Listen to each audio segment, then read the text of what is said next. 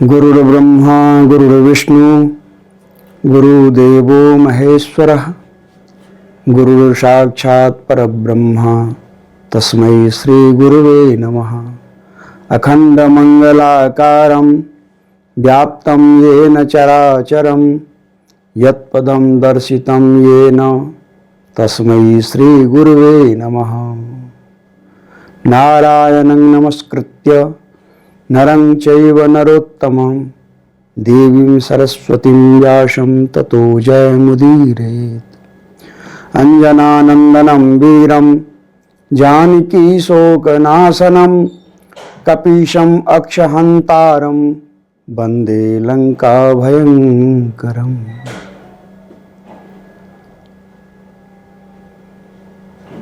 मैं अनिल कुमार झा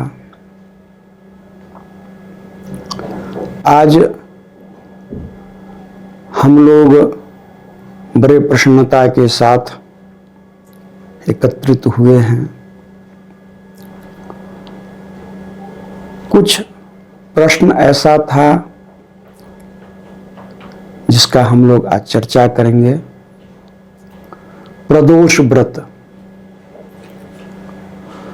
प्रदोष व्रत विशेष रूप से शिव जी की आराधना है और प्रदोष व्रत करने से क्या लाभ है उसके ऊपर थोड़ा सा प्रकाश डालेंगे। शिव और पार्वती प्रदोष के दिन विहार करते हैं और उस समय मैया की यह अभिलाषा रहती है कि हम शिव जी के साथ निर्विघ्नता पूर्वक विहार करें। उस दिन का प्रदोष व्रत का संबोधन किया जाता है। प्रदोष व्रत प्रायः द्वादशी के दिन ही होता है। शायद ही ऐसा होता है कि 12 महीने में 24 प्रदोष व्रत होता है, जिसमें मुश्किल से 4 से 5 त्रयोदशी के दिन होता है, नहीं तो प्रायः द्वादशी के दिन प्रदोष का व्रत होता है। प्रदोष का व्रत सायंकाल जब त्रयोदशी तिथि लग जाए तो उस दिन का प्रदोष होता है। जैसे अगर 4 बजे तक भी द्वादशी है और 4 बजे के बाद अगर प्रदोष का व्रत त्रयोदशी का व्रत लग जाए तो प्रदोष का व्रत उसी दिन करना चाहिए। अगले दिन अगर संध्या काल में त्रयोदशी तिथि है तो उस दिन का फिर प्रदोष व्रत का मान्य हो जाता है, अन्यथा प्रायः द्वादशी के दिन ही होता है। प्रदोष व्रत विशेष रूप से विद्यार्थियों के लिए अति आवश्यक है। उनकी निर्मलता के लिए, उनकी बुद्धि तीव्रता के लिए प्रदोष का व्रत करना चाहिए।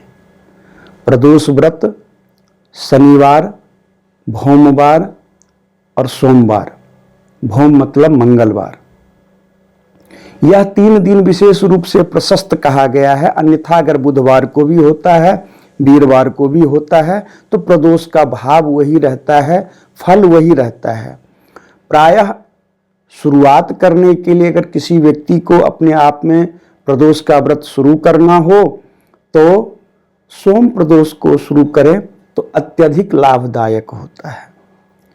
विद्यार्थी वर्ग अगर करें तो उनकी बुद्धि के लिए, गृहस्थ जीवन अगर करें तो संतान प्राप्ति के लिए, और अगर कोई बिजनेसमैन करता है तो उसको धन लाभ के लिए। तो जिस कामना से प्रदोष व्रत में इतना पावर है कि जिस कामना से आप उस व्रत को धारण करेंगे निश्चित रूप से उसका फल आपको प्राप्ति होगा, क्योंकि यह व्रत हमने स्वयं भी किया है और जिसको मैंने इसका भाव समझाया वह व्यक्ति करके इस व्रत को पूर्ण फल की प्राप्ति महसूस किया है। इसीलिए आज हम लोग विशेष रूप से प्रदोष व्रत की चर्चा कर रहे हैं और प्रायः लोगों का मानना है प्रदोष व्रत क्या होता है। तो त्रयोदशी और प्रदोष में भिन्नता बस यही है कि अगर प्रातः काल से लेकर के संध्या काल तक भी अगर त्रयोदशी है तो उस दिन लोग त्रयोदशी के व्रत करते हैं, और पूरे दिन द्वादशी रहने के बाद भी अगर संध्या काल में त्रयोदशी लग गया तो प्रदोष का व्रत उसी दिन करना चाहिए। प्रदोष व्रत सकाम और निष्काम दोनों भाव से किया जाता है।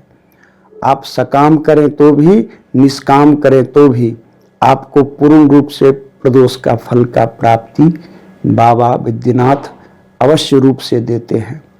इसीलिए विद्यार्थी के लिए, गृहस्थ जीवन के लिए और जो कार्यरत हैं, जो किसी भी प्रकार की बिजनेस करते हैं, उनके लिए भी प्रदोष का व्रत, और कोई ज़्यादा उसमें उपक्रम नहीं है। अगर आप दिन भर व्रत करके संध्या काल में बाबा की थोड़ा सा आराधना कर लें, जिस रूप में जिस भाव में आप पूजा कर सकते हैं, कोई विशेष रूप से नहीं है कि ऐसा ही होना चाहिए। जिस भाव से आप उनको समय में स्मरण करेंगे तो मैया कहती है इनको दे दीजिए ना, क्यों बिठा रखे हैं। तो फिर मैया और बाबा जो है अपने विहार में लग जाते हैं। इसीलिए उस दिन का व्रत का जो फल है वो अमोघ है। आप लोगों से यही अपेक्षा और भाव है कि आप लोग इस व्रत को निश्चित रूप से करिए कि आपके जीवन में किसी भी प्रकार की अगर व्यवधान है, किसी भी प्रकार की आपकी रुकावट है, तो उस कार्य को आप सफल करने के लिए जो अन्यत्र भटकते हैं, आप स्वयं भी इस कर्म को करके अपने कर्म को सुधार सकते हैं। बाकी बाबा तो स्वयं भी ऐसा आशीर्वाद देते हैं कि जिसके भाग्य में जो भी नहीं रहता है वो भी बाबा दे देते हैं। इतना दयालु हैं, इसलिए प्रदोष का व्रत करना चाहिए।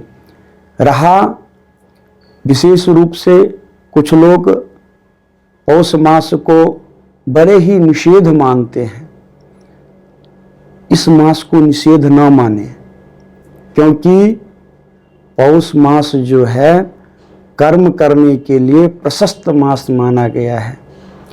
केवल इस मास में सूर्य धनु राशि में होने से निर्बल होते हैं, और जब आप कभी निर्बल व्यक्ति की किसी रूप में सहायता करते हैं, जब वो सबल होता है तो आपको अगर कुछ देता नहीं है तो आपका अनहित भी नहीं करेगा, क्योंकि उसको याद रहता है उस समय में इसने मुझे लाभ पहुंचाया था।